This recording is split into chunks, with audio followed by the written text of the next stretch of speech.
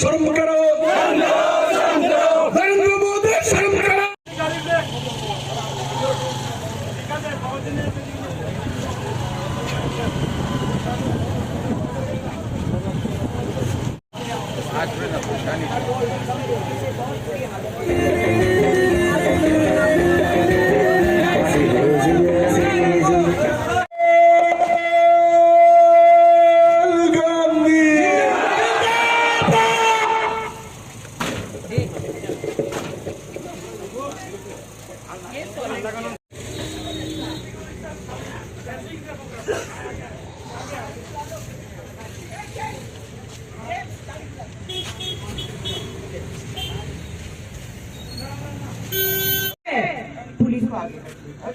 जब जब बीजेपी डरती है पुलिस को आगे करती है, जब जब बीजेपी डरती है पुलिस को आगे नहीं चलेगा। मोदी तेरा तानाशाही नहीं चलेगा, नहीं चलेगा।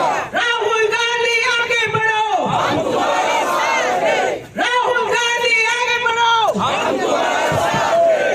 राहुल गांधी आगे बढ़ो, हम तुम्हारे साथ। नहीं हटेंगे क्योंकि हम सावरकर नहीं है, हम राहुल गांधी है और हम आगे बढ़ेंगे अपने नेता के साथ, उनके समर्थन में। चाहे जेल भरना पड़े हम जेल भरेंगे, पर अपना नेता के साथ हम आगे बढ़ेंगे और सच का सामना करेंगे, क्योंकि हमें पता है कि बीजेपी सरकार एक षड्यंत्र रच रहा है हमारे कांग्रेस पार्टी को और हमारे नेताओं को बदनाम करने के लिए। त्रिपुरा वासी के लिए आपका क्या मैसेज? त्रिपुरा वासियों के लिए यही मैसेज है कि झूठ का शिकार ना हो, जुमलों का शिकार ना हो, आगे बढ़िए। एक सशक्त सरकार चुनिए जहां पे आपको हक है आपकी मन की बात बोलने की, ना कि सिर्फ आपको एक ही आदमी के मन की बात सुनने के लिए आपको जोर दिया जाए।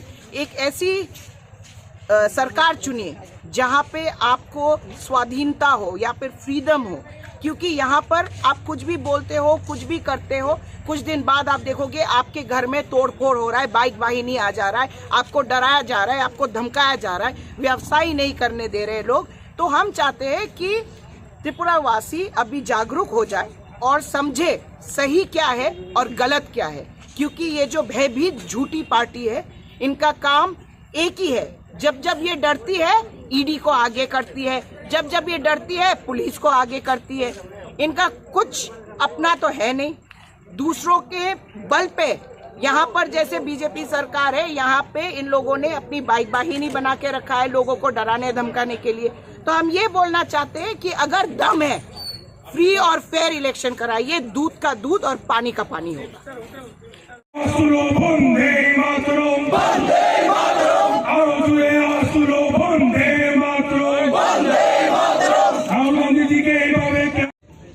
শেয়ার হোল্ডারদের মধ্যে ছিল কৈলাসনাথ কাটজু, আচার্য নরেন্দ্র দেব, গোবিন্দ বন্দ্যোপাধ্যায়, পুরুষোত্তম ট্যান্ডন, রাফি আহমদ কিদওয়াই সমেত সব স্বাধীনতা সংগ্রামীরা। ইংরেজি ন্যাশনাল হেরাল্ড এই হিন্দি ভার্সন ছিল নবজীবন, উর্দুতে বেরোত কাউমি আওয়াজ।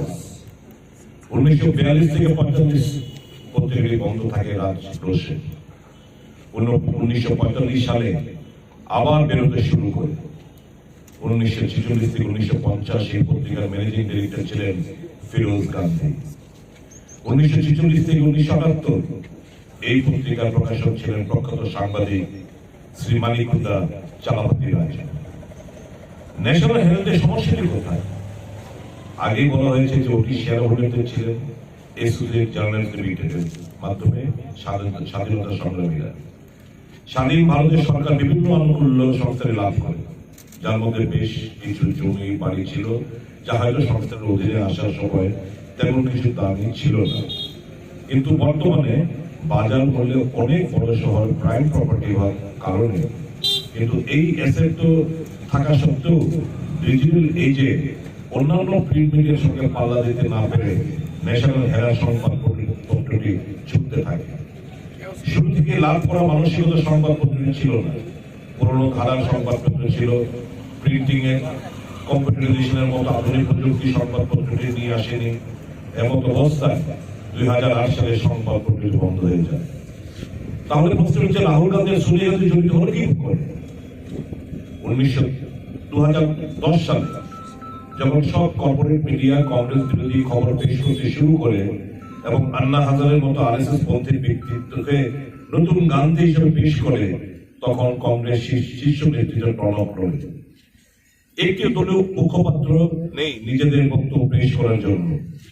সেই সময়ে কংগ্রেস পার্টি 90 কোটি টাকা ঋণ দেয় ন্যাশনাল হেরাল্ড পুনরুত্থানের চেষ্টা করে। সমস্যাটি দাঁড়ায় ওনারশিপ নিয়ে। এজিএল এর মূল ওনারা সবাই মৃত। যেহেতু তাদের বেশিরভাগ কংগ্রেস পরিবারের লোক, তাই বেশিরভাগ নিজেদের শেয়ার বিনামূল্যে কংগ্রেসকে ছেড়ে দিতে রাজি হয়ে যান। মারকান্ডায় কার্জন, শান্তিভূষণ সমেত কয়েকজন ছাড়া এজিএল কেনে ইয়াং ইন্ডিয়া প্রাইভেট লিমিটেড নামে একটি কোম্পানি, যার 76% মালিক সোনিয়া গান্ধী এবং রাহুল গান্ধী। 24% মালিক হলেন মতিলাল ভোরা, অস্কার ফার্নান্ডেজ, শ্যাম পিত্রদা। মতিলাল ভোরা 2002 সাল থেকে ন্যাশনাল হেরাল্ডের ম্যানেজিং ডিরেক্টর ছিলেন।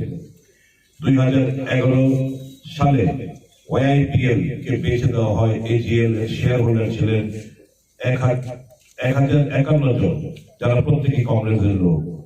সংস্থাটি বেচে দেওয়ার সময় এজিএল 90 কোটি টাকা ঘাটতিতে চলছিল। বন্দে মাতরম, বন্দে